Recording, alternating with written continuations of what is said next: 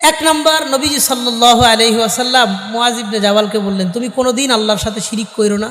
2 নম্বর, মা বাবার মনে কষ্ট দিও না। 3 নম্বর, ফরজ নামাজ ছাইরো না। 4 নম্বর, মদ পান কইরো না। 5 নম্বর, গুনাহের জায়গায় যায়ও না। ফাইন্না বিল মাসিয়াতি হাল্লা সাখাতুল্লাহ, কারণ যেই জায়গায় গুনাহ হয় ওই জায়গায় আল্লাহর জন্য আযাব দেওয়া বৈধ হয়ে যায়। কর নাউযুবিল্লাহ। তুমি গুনাহ করো বা না করো, যেই জায়গায় গুনাহ হয় ওই গুনার জায়গায় তুমি যাও না। আল্লাহ আমাদেরকে গুনাহের জায়গায় যাওয়া থেকেই হেফাজত করে নেন, বলেন আমিন। 6 নম্বর, নবীজি সাল্লাল্লাহু আলাইহি ওয়াসাল্লাম বললেন, ওয়া ইয়্যাকা ওয়াল ফিরার মিনাজ যাহাফ ওয়া ইন হালাকান নাস, তুমি জিহাদের ময়দান থেকে পালায়ন করবা না।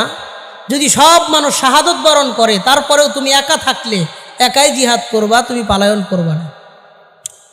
7 নম্বর, নবীজি সাল্লাল্লাহু আলাইহি ওয়াসাল্লাম ওসিয়ত করলেন, ওয়া আনফিক আলা আহলিকা মিন তাওলিক, তুমি তোমার পরিবার মা বাবার জন্য তোমার সাধ্য মোতাবেক খরচ করবা, কৃপণতা করবা না।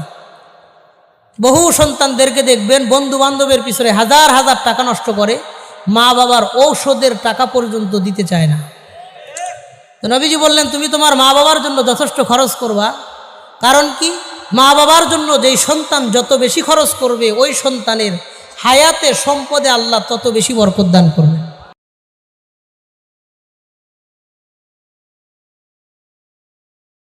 8 নম্বর কথা, নবীজি সাল্লাল্লাহু আলাইহি ওয়াসাল্লাম বললেন, ওয়ালা তারফা আনহুম আসাকা আদাবা, তুমি তোমার পরিবারের উপর থেকে শাসনের লাঠি উঠাইবা না, পরিবারকে শাসনের মধ্যে রাখার চেষ্টা করবা। 9 নম্বর কথা, নবীজি সাল্লাল্লাহু আলাইহি ওয়াসাল্লাম বললেন, ওয়া আখিফহুম ফিল্লাহি দাবা, তুমি তোমার পরিবারের সদস্যদেরকে দিনদার বানানোর চেষ্টা করবা, তাদেরকে দিনই মেজাজ তাদের মধ্যে শুরু থেকেই তৈরি করার মেহনত করবা। চেষ্টা করা আর দোয়া করা, পরিবারকে দিনদার হিসেবে কবুল করার মালিক কে? আর 10 নম্বর, তুমি তাদের জন্য কল্যাণ কামনা করবা, তুমি তোমার সন্তান হিসেবে মা বাবার জন্য দোয়া করবা, পরিবার আত্মীয় স্বজনের জন্য দোয়া করবা, তাদের সাথে সদ্ব্যবহার করবা।